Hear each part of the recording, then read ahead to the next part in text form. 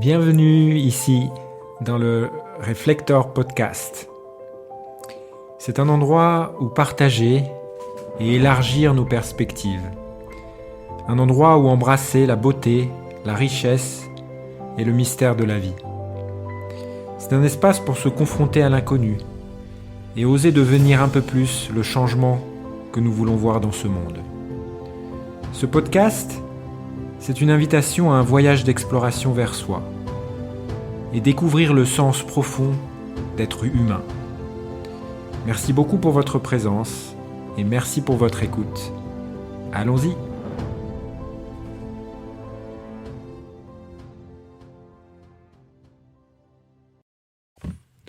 Bonjour à tous, bienvenue dans ce nouvel épisode du podcast. Alors on continue dans la série Système nerveux et guérison des traumas. Et j'aimerais parler un peu plus aujourd'hui de l'énergétique. Comment ces différentes facettes du système nerveux reflètent aussi à un niveau plus holistique comment les différentes parties de notre être sont en interaction.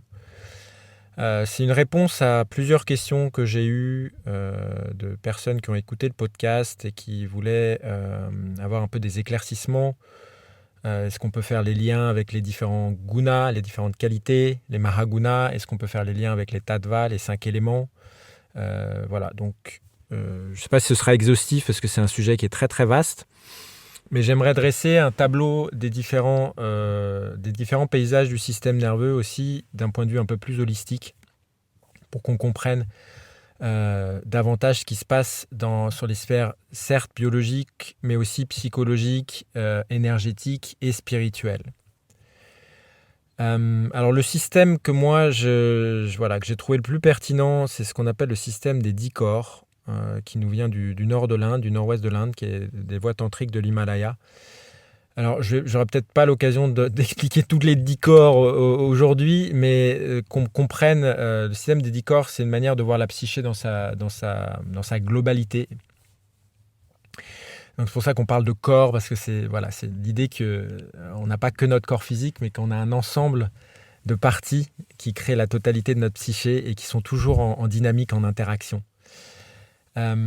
Voilà, donc aujourd'hui je vais parler de la partie ventrale, vagale du système nerveux, donc la partie parasympathique d'engagement social. C'est la partie du système nerveux quand on se sent à la maison, quand on se sent relaxé, donc quand on a la capacité de se réguler, voilà, de réguler notre système nerveux, à la fois son propre système nerveux, mais aussi de rentrer en co-régulation avec notre environnement.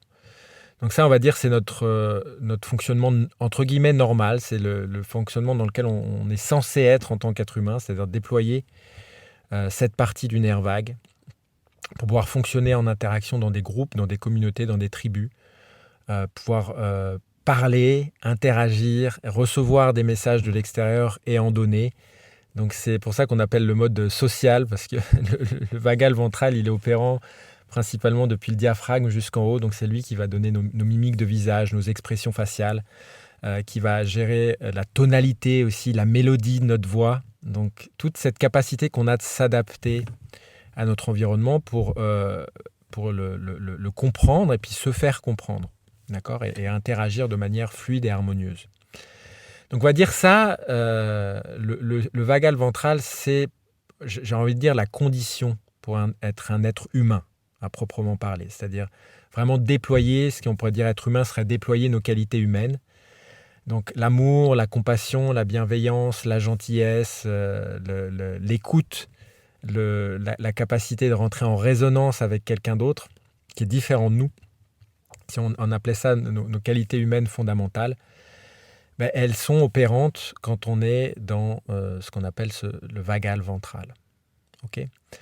Donc, quand on dit que c'est le système dans lequel on se sent à la maison, c'est parce qu'on se sent en sécurité dans notre corps physique. On se sent à la maison dans notre corps physique.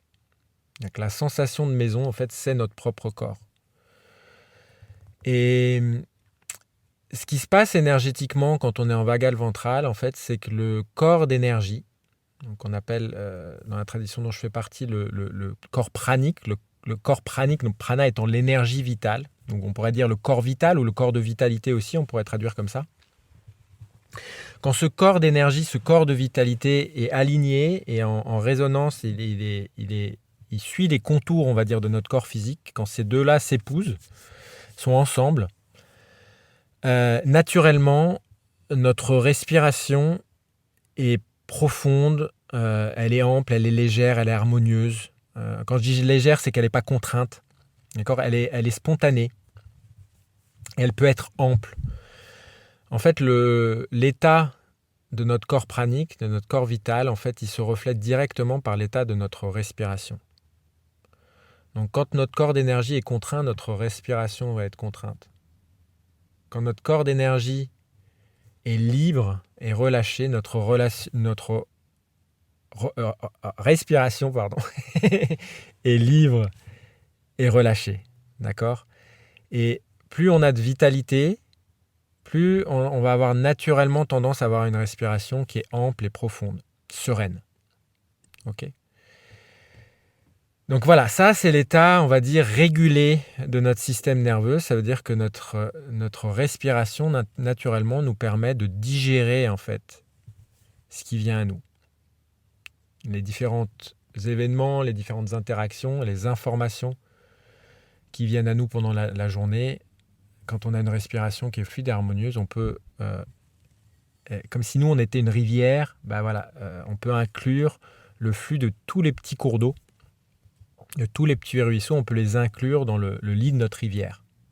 Okay, c'est ça l'idée d'un corps pranique et d'un corps physique qui sont ensemble, d'un vagal ventral qui est actif, d'un nerf vague qui peut s'étendre.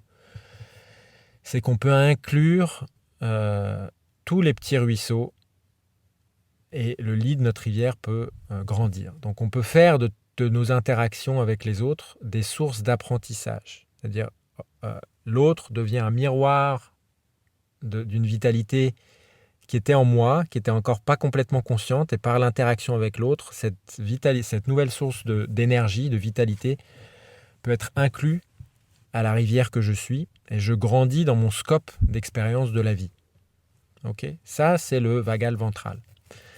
Donc naturellement, la partie du mental qui est activée, donc dans la tradition, on dit qu'il y a le mental négatif, le mental positif et le mental neutre. D'accord ?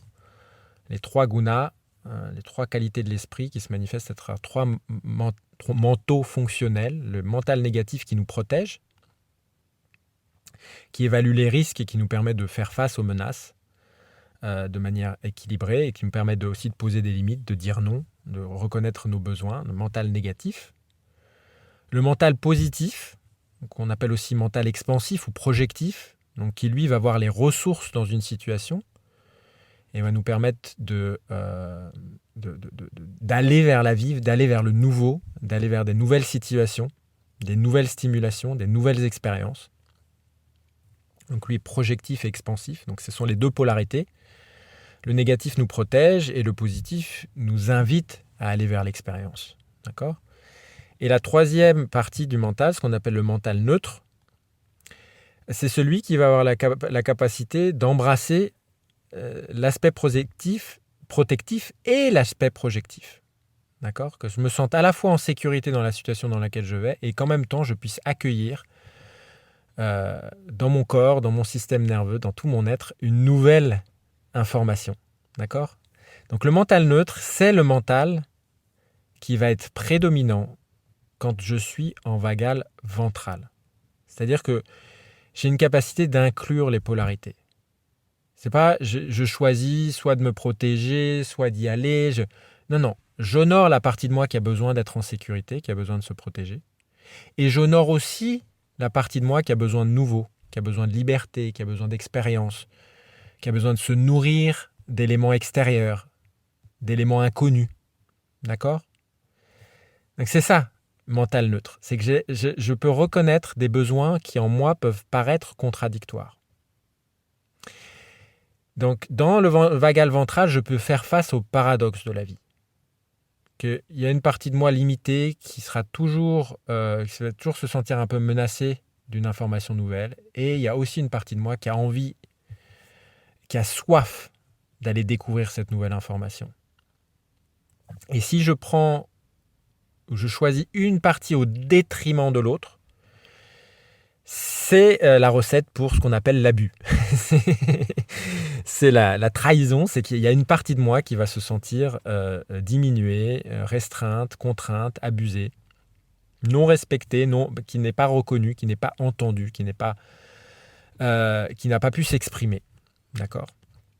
Donc, fonctionner à partir d'un espace neutre, c'est vraiment la condition pour pouvoir vivre une vie sereine, en fait. C'est la capacité qu'on a de voir nos parties intérieures, les différents paysages de notre vie intérieure, les différents personnages de notre vie intérieure, comme une constellation et comme une grande tablée autour de laquelle chacun a voix au chapitre, chacun a le droit de s'exprimer et chaque voix est légitime, est digne, a le droit d'être entendue et a une information qui est précieuse pour la collectivité. Donc, quand on parle de mental neutre, quelquefois on parle aussi de mental synthétique ou de mental systémique, mental intuitif, parce que c'est cette capacité d'inclure la vision systémique globale,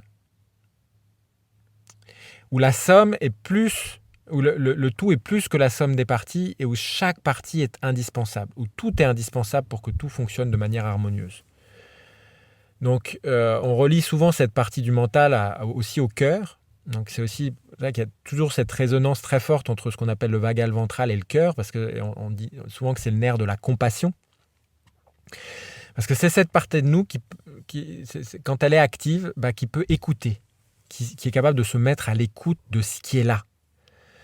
Sans stratégie, sans nécessité de convaincre, sans objectif en fait. C'est une partie qui accueille dans un espace paisible et serein, dans un espace tranquille, les parties qui peuvent être en éventuelle activation, en volonté d'aller vers, de devenir, ou à l'inverse, qui veulent se protéger d'un risque ou d'une menace. D'accord ? Donc, ce qui se passe, c'est quand le mental neutre est activé, il y a une capacité dans notre système, dans notre système d'accueillir les zones de friction, les zones de challenge, les zones de confrontation. Ok ? Donc, on n'a pas besoin d'avoir quand le mental neutre est activé, la partie cognitive du mental peut être activée si on en a besoin. C'est-à-dire, voilà, il faut s'appliquer sur une tâche ou une autre, faire un business plan, organiser un meeting, des vacances, quoi que ce soit. Ben voilà, la partie, y a toute une partie du mental qui peut s'appliquer à ça, mais ce n'est pas le mental qui gouverne la psyché, la vie. Mon monde intérieur. Je ne suis pas à la merci de toutes mes pensées, mais les pensées viennent servir cet espace de présence, cet espace de consistance, de tranquillité. Je suis à la maison et le mental vient donner une forme, donner une géométrie, une manifestation dans le temps et dans l'espace à cet espace de présence. On pourrait dire que le mental est inclus dans cet espace de présence. Okay. Et ça, c'est important à entendre parce qu'on va voir que dans les autres modes du système nerveux, le mental, justement, va avoir une place complètement différente et c'est lui qui va être le maître à bord. Donc, quand on voit les voies yogiques, les voies de développement spirituel, toute l'idée, c'est pas de faire taire le mental, c'est juste qu'il soit à sa juste place. Et c'est ce qui se passe quand le vagal ventral est activé. Le mental est comme en soutien, il est en backup, il est là quand on a besoin de lui, mais c'est pas lui qui run the show, qui fait son show, qui dirige le spectacle, qui dirige notre vie. Ok. Et par rapport aux autres parties de la psyché, ce qui se passe quand le vagal ventral est activé, c'est aussi que ce qu'on appelle le noyau de l'aura. Alors l'aura, c'est notre champ magnétique. Si on parle d'un champ magnétique, c'est entre deux pôles. Donc si on parle du pôle magnétique à la base de la colonne, ou on pourrait dire dans les plantes de nos pieds, en connexion avec la Terre, et un pôle positif vers le ciel. Donc on a le corps et l'esprit, donc c'est la polarité corps-esprit, on pourrait dire. Créer un champ magnétique, et ce champ magnétique, c'est ce qu'on peut appeler l'aura. C'est comme la bulle d'énergie qui entoure notre corps physique. D'accord ? Donc quand le corps pranique, notre énergie et notre corps physique sont ensemble, et bien naturellement, l'aura grandit, d'accord ? Et elle est vibrante. D'accord ? Il y a une forme d'unification, de lien, en tout cas, de connexion entre les pôles négatifs et positifs, entre ma vie spirituelle et ma vie matérielle, entre l'esprit et le corps. Il n'y a pas de discontinuité. Et ce qui se passe, c'est que plus je peux m'asseoir dans cette tranquillité, dans cette présence, plus je peux avoir accès au noyau de ce champ magnétique. D'accord ? C'est-à-dire, nous on appelle ça la ligne d'arc, donc c'est un peu le halo qu'on voit dans l'iconographie des saints. C'est-à-dire, je suis conscient de ce qui est en train de m'impacter et je suis conscient de comment je suis en train de réagir vibratoirement, magnétiquement à ce qui est en train de m'impacter. Donc je deviens conscient de mon propre processus de digestion et je suis conscient de ce que ce processus de digestion met à l'œuvre en moi et du résultat de ce processus de digestion. Donc pour ceux qui ont quelques notions d'Ayurveda, c'est-à-dire mon processus de digestion, c'est Agni, et le nectar, la nourriture qui est extraite de ce processus de digestion, c'est Soma. C'est la dynamique soleil-lune en nous, d'accord ? Je suis conscient de mon processus d'Agni, de digestion, donc je suis conscient de ce que je suis en train d'émettre et de planter comme graine, de ce que je suis en train de nourrir dans mon champ magnétique. Donc ça relie tout ce qu'on... Quand on entend parler de loi d'attraction, de co-création, de vibrer sa réalité pour la voir exister, etc., ça, c'est quand le noyau de notre aura, la ligne d'arc est très reliée avec le 6e chakra, le chakra projectif, est actif. Je suis conscient de mon interaction de mon propre champ magnétique avec le champ magnétique des planètes, avec le champ magnétique des animaux, le champ magnétique des végétaux, le champ magnétique de tous les gens qui viennent croiser mon chemin ou avec lesquels j'interagis. Et je peux prendre conscience des zones de rencontre, des zones de résonance. D'accord ? Donc ça, fondamentalement, c'est la place de l'être humain. C'est quand on est conscient de ce noyau, du noyau, de ce qu'on est en train de planter en fait dans le champ magnétique. C'est comme si cette planète, c'était un champ magnétique géant, comme un terrain de jeu. Et nous, notre vie humaine, c'est comme une graine qui vient se planter dans ce champ magnétique géant et qui multiplie. Donc, quand je peux résonner à la fréquence de cette ligne d'arc, je suis conscient de la graine que je suis pour le reste du monde, je pourrais dire d'une certaine manière. Je suis conscient de l'interaction des champs magnétiques en moi. Ok ? Qu'est-ce que je voulais dire d'autre par rapport à ça ? Donc, vagal ventral, on a parlé du mental, on a parlé de la ligne d'arc, on a parlé du corps d'énergie. Parlons juste de l'âme. Qu'est-ce que c'est que l'âme là-dedans ? C'est le mystère. Définir l'âme, c'est le grand mystère, c'est le mystère de la vie. Mais quand je suis en connexion avec cette ligne d'arc, en fait, je suis en connexion avec le mystère. Donc, je n'ai pas besoin de comprendre, je n'ai pas besoin d'analyser le mystère, je n'ai pas besoin de tirer des conclusions ou d'expliquer comment le mystère de la vie. Je vis le mystère qu'est la vie. Voilà, ma vie est une manière d'incarner le grand mystère, le grand esprit. Et c'est ça la connexion à l'esprit, au grand esprit ou à ce qu'on peut appeler l'âme.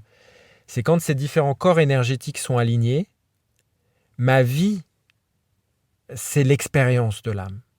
Ce qu'on appelle l'illumination, c'est un esprit éclairé, un corps éclairé. C'est un système nerveux qui vibre à chaque instant la découverte de l'inconnu et qui jouit de la découverte de l'inconnu. Donc c'est un esprit qui est ouvert à l'inconnu, un système nerveux qui est capable de se détendre face à une nouvelle information qui n'est pas connue dans son système. Et qui peut permettre, qui est en jouissance de se découvrir à chaque instant. Donc c'est comme un processus de renaissance permanent. C'est pour ça que c'est un mouvement permanent. Comme un cycle des saisons qui se vit constamment, jour après jour, un renouvellement permanent de notre regard sur le vivant. Voilà. Donc ça, c'est quand notre système nerveux est dans un état régulé, qu'il est en vagal ventral. C'est pour ça qu'on appelle à la maison, parce qu'on fait l'expérience de notre âme. Donc c'est ce que les yogis expliquent quand ils utilisent le mot dharma ou le mot destinée. Quand on se sent sur notre destinée, c'est qu'on se sent au bon endroit, au bon moment, avec les bonnes personnes. Il n'y a pas de... Il n'y a pas la petite pensée qui nous dit mais pourquoi je me sens décalé, pourquoi je me sens pas aligné, etc. Et on va voir dans les autres configurations du système nerveux pourquoi ces pensées-là viennent et comment elles viennent répondre à un déséquilibre nerveux qui est lié à des mémoires de trauma. Voilà. Ça fait déjà 20 minutes. N'hésitez pas si vous avez d'autres questions. Alors oui, il y a un dernier corps parce qu'on n'a pas cité les 10, mais... Donc cette interface de notre individualité avec le grand mystère, c'est ce qu'on appelle la rencontre avec l'âme et notre corps subtil. C'est-à-dire ce que je suis et le grand esprit sont tout le temps dans une respiration permanente. Voilà. Et quand je vis cette interaction permanente, c'est ce qu'on appelle le corps radiant. Donc, c'est pour ça que je disais c'est une capacité d'émerveillement renouvelée à chaque instant. C'est ce qu'on appelle le corps radiant. C'est qu'il y a une lumière qui émane naturellement de notre vie. C'est cette joie renouvelée d'être dans une dynamique de découverte, d'émerveillement. Et on va voir en lien avec les traumations, c'est que c'est comme dans cette dynamique de détente, quand on étend le vagal ventral, on pourrait dire presque jusqu'à l'infini, mais on retrouve un cœur d'enfant, mais à partir de notre soi adulte. Et ça va être la dynamique inverse dans les autres modes du système nerveux, c'est qu'on va avoir l'enfant tyrannique qui va voler notre vie d'adulte. Et c'est ça la différence entre karma et dharma, ou entre destin et destinée, si on veut le dire autrement. C'est que dans un cas, l'adulte redécouvre la joie spontanée, l'émerveillement et l'innocence d'un enfant dans son quotidien. Et à l'inverse, quand notre système nerveux est dans ces différents modes de survie, c'est l'enfant tyrannique en nous qui va voler la joie de l'adulte et qui va voler sa possibilité d'interaction, sa possibilité de joie, de jouissance et d'émerveillement. Et on va voir ça dans les modules qui suivent, dans les épisodes qui suivent. Je voulais juste finir avec cette dynamique parce que j'ai eu cette question précise sur les 5 éléments. Et c'est l'occasion de me rappeler que si vous avez des questions précises, moi, c'est hyper précieux pour moi parce que ça m'amène à ouvrir un nouveau champ d'exploration et de partage en moi. Donc, merci pour ceux qui me partagent des petits messages de gratitude ou des questions, des approfondissements, des voies d'approfondissement. Merci beaucoup. Ou des nouveaux auteurs à explorer aussi. C'est passionnant pour moi. Dans la dynamique des 5 éléments, ce qui se passe quand on est en vagal ventral, c'est qu'on se sent à la maison parce que l'élément terre est activé. D'accord ? Mon corps d'énergie, mon corps vital est contenu et aligné avec mon corps physique. Donc, je me sens ma terre, qui est mon corps physique, est bien présente. Je me sens enraciné, je me sens ancré, je me sens relâché, je me sens en sécurité. C'est l'élément terre qui me donne cette sécurité. Okay. Je me sens en lien avec le sol. Et ce qui se passe, c'est que l'élément feu va pouvoir faire son travail correctement de digestion. L'agni, donc le travail de transformation des éléments, va pouvoir se faire. L'agni central, ce qu'on appelle le Jatara Agni, l'agni digestif, qu'on va trouver dans l'intestin, depuis l'estomac jusqu'à l'intestin, le gros intestin. Le processus d'assimilation, d'évacuation va se faire de manière fluide et harmonieuse. D'accord ? Donc l'agni est contenu. Le feu est contenu. La terre me permet de contenir le feu. Et ce qui se passe, c'est que l'eau, donc quand je dis la terre, mais c'est la terre et l'eau en fait, c'est que le soma, la terre et l'eau en moi peuvent contenir l'expansion du feu. Donc c'est un feu qui ne va pas me brûler. C'est un feu qui est constamment en équilibre avec l'humidité, l'onctuosité, toute la dynamique aqueuse en moi. Donc tous les fluides de mon corps permettent de contenir le feu qui grandit et les polarités grandissent ensemble. C'est ça qui est vraiment important. On peut parler de négatif et positif qui peuvent être embrassés. Au niveau des éléments, c'est le feu et l'eau qui peuvent cohabiter ensemble. D'accord ? Et parce que la terre est forte, elle permet aussi à la polarité de l'air et de l'éther, qui sont les éléments beaucoup plus expansifs, beaucoup plus subtils, beaucoup plus légers, on va pas perdre pied, on va pas space out, on va pas se désincarner, on va pas sortir de notre corps. Et du coup, quand plus on est incarné dans notre corps et plus Agni est fort et contenu, plus cet Agni-là va pouvoir faire descendre les informations du subtil et les métaboliser et les rendre manifestes dans notre vie quotidienne. D'accord ? Donc toutes les informations, c'est comme si l'éther ou la cache ou l'espace, trois synonymes, hein, c'est le champ des possibles, va pouvoir commencer à se mettre en mouvement dans notre vie par l'élément air. Donc ça, c'est la résonance avec la ligne d'arc dont je parlais, le halo. Hein. Ça, c'est la résonance avec l'élément air, c'est-à-dire la subtilité en moi. Je peux pouvoir capter une nouvelle information du subtil. Et grâce à cet équilibre du feu et de l'eau en moi, je vais pouvoir la métaboliser et qu'elle prenne corps en moi et dans ma vie quotidienne. C'est ça le processus qu'on pourrait dire de manifestation. On parle de loi d'attraction. On est toujours en train de manifester la loi d'attraction. On est toujours en train d'attirer quelque chose. La seule chose, c'est qu'on n'est pas toujours conscient de ce qu'on attire. Donc, bien souvent, on fait face à ce qu'on a attiré quand ça nous revient en boomerang, parce qu'on se réalise de ce qu'on a créé. Donc, souvent, l'exemple type, c'est les enfants. Quand on n'a pas eu une conception consciente de nos enfants, on se prend le reflet de notre subconscient par la réaction que vont avoir nos enfants vis-à-vis de nous. Ça, c'est l'exemple type. Et c'est comme ça qu'on vit notre vie la plupart du temps. C'est qu'on se prend le reflet de notre subconscient par notre vie quotidienne parce qu'on n'était pas conscient de notre processus de manifestation. Donc là, en vagal ventral, on a la possibilité de s'ouvrir à un processus de co-création conscient. D'accord ? De voir en fait ce qui est à l'œuvre dans le processus de manifestation, dans les différentes étapes de densification des éléments, depuis l'éther, la cache le plus subtil, jusqu'à la terre, le plus dense. Ok ? Et Agni, quand il est bien équilibré par un soma, par une eau, et ces deux polarités dansent ensemble et sont tout le temps en mouvement, et dans un équilibre harmonieux, c'est ce qui permet à la terre et au ciel, au corps et à l'esprit d'être constamment en interaction. Okay ? Donc, le premier feu digestif, c'est lui qui va me permettre de digérer mes aliments. Mais si lui est équilibré, il va me donner accès à ce qu'on appelle l'agni élémentaire. Donc les feux plus périphériques qui vont me permettre de métaboliser cette information à un niveau tissulaire et que toute cette information-là puisse pénétrer et faire partie de mon identité. Donc c'est des agnis qui vont être à un niveau plus psychique aussi, si on le met en résonance avec les couches plus psychiques de nous, c'est des agnis qui vont être plus subtils et qui vont nous permettre d'être plus conscients des couches de plus en plus subtiles de notre champ magnétique. D'accord ?